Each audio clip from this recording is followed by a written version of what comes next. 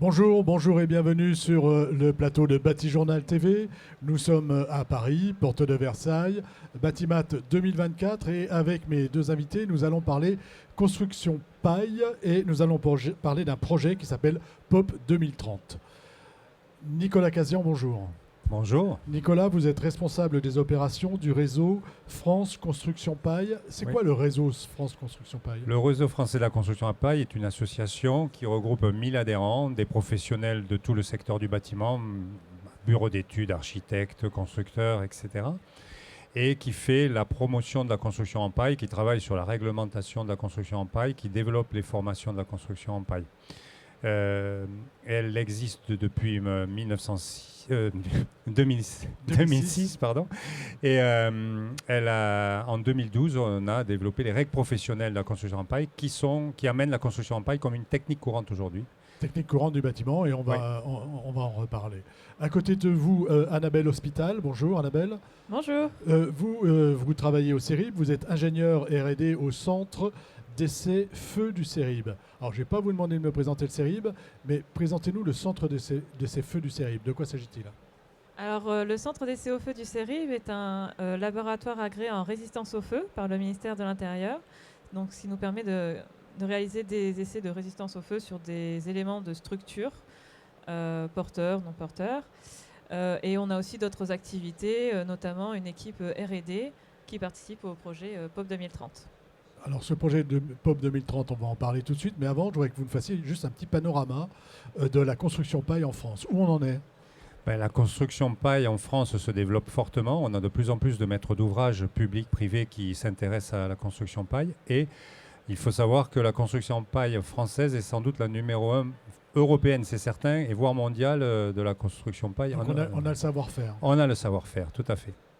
Et POP 2030, justement. Alors voilà, si on a le savoir-faire, voilà. À quoi sert POP 2030? Eh bien oui, mais en fait, les règles professionnelles actuelles s'arrêtent à la deuxième famille du bâtiment et on veut pouvoir augmenter les domaines d'emploi de la paille. C'est-à-dire qu'on veut pouvoir monter, aller plus haut. Aller plus haut, faire des bâtiments différents, des usages différents de la paille.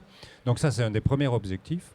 Un des deuxièmes objectifs de ce projet, c'est de faciliter la conception, donc de donner des outils, plus d'outils de conception, que ce soit sur l'économique, le technique, des carnets de détails, enfin un certain nombre d'outils pour les professionnels. Aller plus loin. Donc aller plus loin, aussi, voilà, toujours plus loin. haut, plus loin. Plus loin. Ensuite, un autre, c'est de construire des bâtiments de qualité. D'ailleurs, en fin janvier 2024, à Paris, à la Cité des Sciences, on a un congrès de la construction paille qui sera orienté sur la qualité de la construction. Et parce que pour nous, c'est très important que ce soit de la qualité de construction ou du confort d'usage. Et enfin, changer les imaginaires parce qu'il y a une image de la construction paille que tout le monde connaît et que nous, on veut changer, on veut vraiment montrer qu'on fait des bâtiments de qualité durable avec ce produit. C'est un peu l'image qu'il y avait avec aussi la construction bois. Hein. Oui. Et on entend encore ce genre de bêtises parfois. Je voudrais revenir juste sur la qualité et sur le confort. Qualité, ça veut dire qu'aujourd'hui, il faut qu'on soit plus vraiment rentrer dans la qualité, montrer qu'avec la paille, on est capable d'aller loin dans la qualité, comme avec un autre matériau. Oui, c'est ça. Déjà, montrer que... D'ailleurs, on fait déjà des bâtiments, tout type de bâtiments. On fait des bureaux, des collèges, des logements de plusieurs étages. Déjà, on en fait. Mais là, vraiment, c'est de montrer la qualité... Il y a deux aspects. Il y a la qualité de la construction, déjà, c'est-à-dire montrer qu'on fait des bâtiments durables, de qualité. Et puis, la qualité du confort d'usage, et ça, c'est très important. Nous, on trouve qu'on ne parle pas assez du confort dans les bâtiments. Voilà, du confort d'usage, c'est-à-dire le confort d'été, confort thermique, acoustique, tout ça. Et la paille a des atouts là-dessus. Tout à fait. Le système paille, et notamment avec des enduits, c'est ce dont on parlera tout à l'heure, notamment avec des enduits soit à la terre à l'intérieur, soit à la chaux au plâtre à l'extérieur, on construit des bâtiments qui ont ces atouts-là. Alors, on va voir un peu quel est votre rôle à vous maintenant, centre d'essai feu du CERIB. En préparant, j'en ai lancé une boutade tout à l'heure, qu'est-ce que vous allez faire dans cette galère? Mais plus sérieusement, le CERIB, votre rôle à vous, c'est quoi? Alors, notre rôle, c'est en tant que laboratoire d'évaluer des systèmes paille. Donc, on a deux systèmes principaux. les systèmes ossature-bois avec remplissage en paille et enduit, et le système paille porteuse avec enduit. Cette évaluation, elle va porter sur quoi? Donc on va réaliser des essais mécaniques à froid, donc contreventement, compression d'éléments structurels donc à la taille d'un mur à échelle réelle, et aussi des essais à chaud, donc tout ce qui est résistance au feu. Et on va aller un petit peu plus loin sur le comportement en feu, notamment avec le feu couvant. Feu couvant, qu'est-ce que c'est? Alors le feu couvant, c'est une combustion sans flamme. Donc typiquement votre barbecue, on n'a pas de flamme, mais on a bien une combustion, on a bien un dégagement de chaleur, donc c'est du feu couvant. Et dans le cas de la paille, c'est un souci qui est relevé, notamment par les pompiers.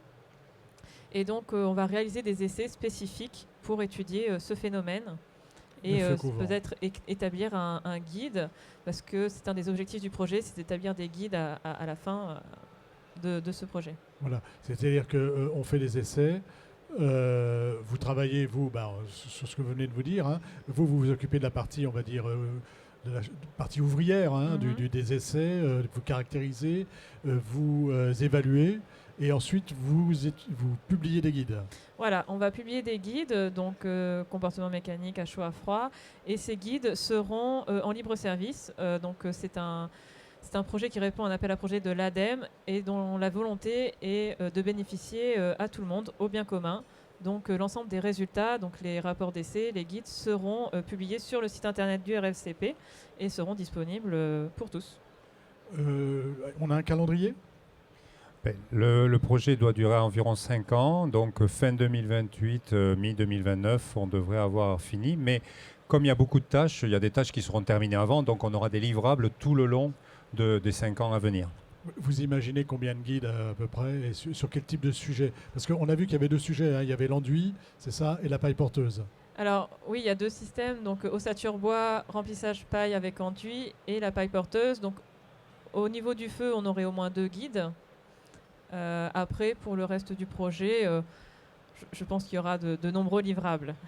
Voilà. Avant de terminer, je voudrais savoir qu'est-ce qu'on va chercher, par exemple, quand on est sur ossature bois, paille et enduit, vous allez chercher à caractériser quoi?